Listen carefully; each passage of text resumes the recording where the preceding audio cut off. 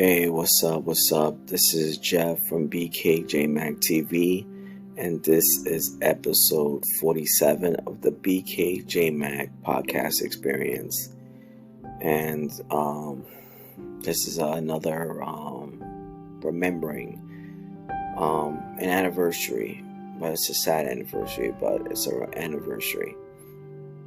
Today, December 14th, 2022 is the 10-year anniversary of the Sandy Hook massacre. 10 years ago on December 14th, 2011,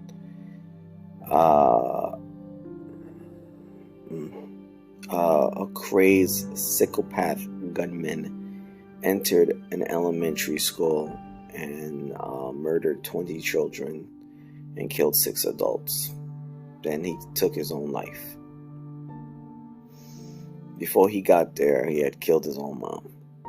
And his intent was to commit harm, dangerous, psychotic behavior, dangerous, antisocial behavior. So, 20 children lost their lives that day, and 6 teachers lost their lives as well. Today, we honor their memory and their legacy, the 20 fallen students and the 6 teachers that died on that tragic day. I'm sorry I had to pause for a couple of moments because it's still sad. 10 years later, we still haven't seen strong, meaningful gun control in the United States. Things have changed just a little bit, but it hasn't taken the seriousness. And since that moment, there's been mass shootings, and things hasn't really changed. Alex Jones, who had the audacity to call that the horrific incident at Sandy Hook a hoax, is now being sued for over $1 billion. He had to file for bankruptcy, but rest assured, they will collect that money. No matter what, they will collect that money. But on the 10-year anniversary, the parents who lost their kids on that tragic day, they go out to the church and they remember. They had a prayer service, ringing of the bell to call out every child that was lost on that tragic day, and the 6 teachers. In this article by Paige Skinner, the title is "They Were Babies. Parents of school shooting victims are sharing their grief on the 10-year anniversary of Sandy Hook. Do not think that this could never happen to you, because it can." It's the headline by Paige Skinner from BuzzFeed News.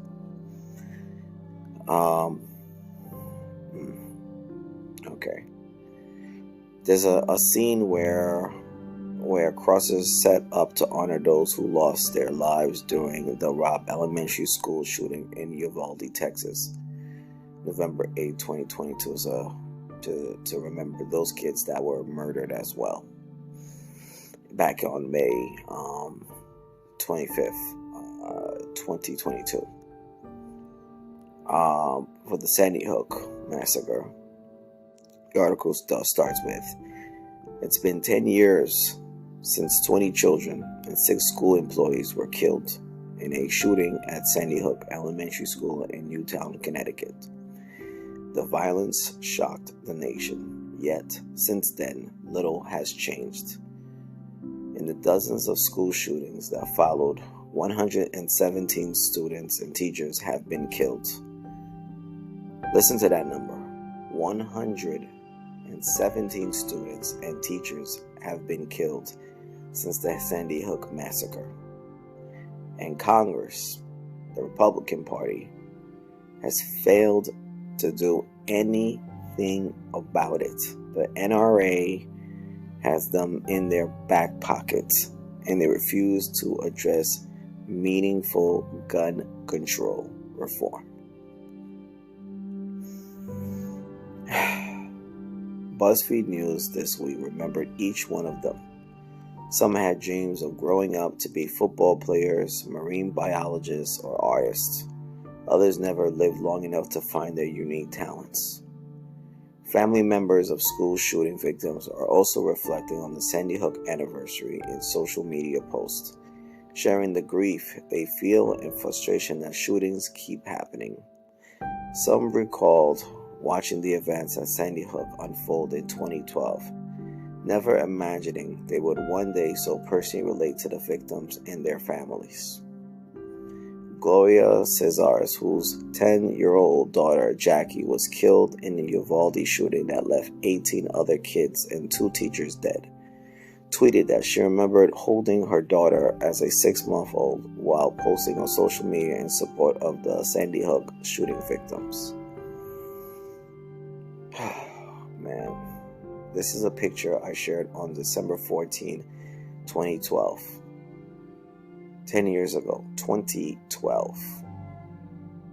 My heart broke for the victim's family and friends while I held my 6-month-old in my arms, not knowing almost 10 years later I would be in their shoes, which was extremely sad. 10 years ago. Now I have some of those same parents and friends from Sandy Hook comforting me during the most difficult time of my life. Today, we remember all who lost their lives on that December day, and I promise I will always keep their memories alive. Now, I have some of those same parents and friends from Sandy Hook comforting me. Brett Cross, whose 10-year-old son, Miss Garcia, was killed in a Uvalde shooting, reflected on how much life the first graders killed in Sandy Hook missed out on. As we hit the 10-year anniversary of Sandy Hook, I want you to put yourself in the shoes of the parents who lost their children, he tweeted. Children who would have been 16, 17 today. Children who never got to experience triumphs and losses, love and heartbreaks, dances, driving. They didn't get to experience life as most of us have. They will forever remain 6, 7. They were babies. He also urged parents to cherish the time they have with their children. Indeed. Do not think that this can never happen to you, because it can, he wrote. I sat there that day thinking that never happens, that these things happen in different places. 10 years later, I experienced it. Erica Leslie Lafati, whose mother, Dawn Lafati, was killed in the Sandy Hook shooting, tweeted a reminder that the victims were now only students. Her mother, the school's principal, died while trying to protect students, and 5 other staff members were also killed.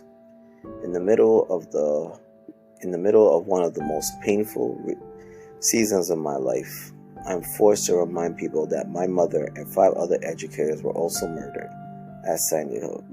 She tweeted, "It's been a decade. These women and their families deserve better. I am effing tired, and I deserve better."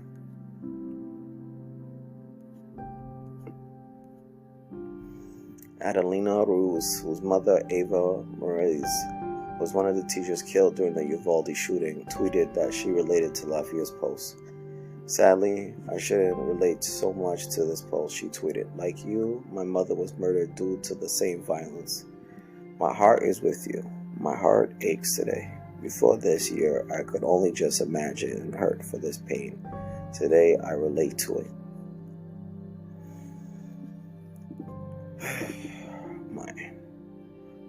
Rhonda Hart, whose 14-year-old daughter, Kimberly Vaughn, was killed in the Santa Fe high school shooting in Texas, tweeted that safe storage saves lives in response to a statistic that said 76% of school shooters get their guns from home.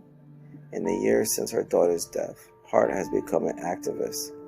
The Kimberly Vaughn Safe Storage Act passed in the House of Representatives early this year, but the Senate refuses to act on it because of Republican interference.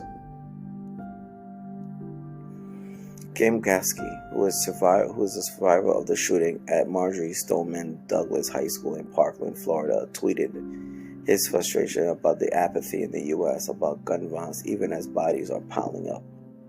It's days like the 10th anniversary of Sandy Hook that remind us how apathetic we are, he tweeted. We don't give an F about anybody here. Former President Barack Obama said in a statement on Wednesday that the day of the Sandy Hook shooting was the single darkest day of my presidency. The news from Sandy Hook Elementary was devastating, a visceral blow, and like so many others, I felt not just sorrow but anger at a world that could allow such things to happen, he said. Gun violence in the U.S. is a public health crisis, according to the American Public Health Association, and is a leading cause of premature death in the country, responsible for more than 38,000 deaths annually. As of December 14, at least 19,201 people have died from gun violence in 2022, and another 22,968 have died by suicide, according to data by the Gun Violence Archive. Overall, we remember these souls, these 20 kids, and the 6 educators that were murdered on that fateful December 14, 2012 day. It was a nightmare. It was a tragic, painful experience. And their spirits and their energy will forever be with us. And in regards to Uvalde and Stoneman High School, and all the other schools where students are being killed by these crazy shooters, we remember their spirit and their energy forever. We need to pressure the Republican Party to pass meaningful gun reform. It needs to be done. We passed a weakened version that basically kept guns out of young youth's hands as a federal background check on under a 21-year-old. But let's be honest, the age needs to be higher. Too many times, gun violence has become an epidemic across the United States. When James Madison was writing the constitutional amendments, he did it in a way because to maintain gun ownership, because the British would go into people's homes and seize their property and make them prisoners of war. That's why he gave the American citizen the right to bear arms. However, had James Madison, Thomas Jefferson, George Washington, Alexander Hamilton, had they been alive today and seen what was going on, what has become of this country in regards to gun violence and the murder of innocent children, immediately they would have wrote constitutional amendments addressing the cons of the Second Amendment. Things need to change, and Republicans need to grow a spine and work with Democrats to pass strong central gun reform. Too many times, children as young as 6 years old are being killed in their schools. It should not be the case. Parents shouldn't have to bury their children. It's wrong and it's disgusting. And I urge listeners on this podcast to write their politicians in Washington to pass strong and meaningful gun control bills that addresses these issues, these disgusting and scary issues that affect our kids in our communities that attend schools in public places. God rest those kids' souls, those little kids' souls in heaven. And God rest the kids out of Uvalde and Stoneman. God rest their souls. We must remember, we pressure Congress to get meaningful change done. God rest those kids' souls. Amen. God bless.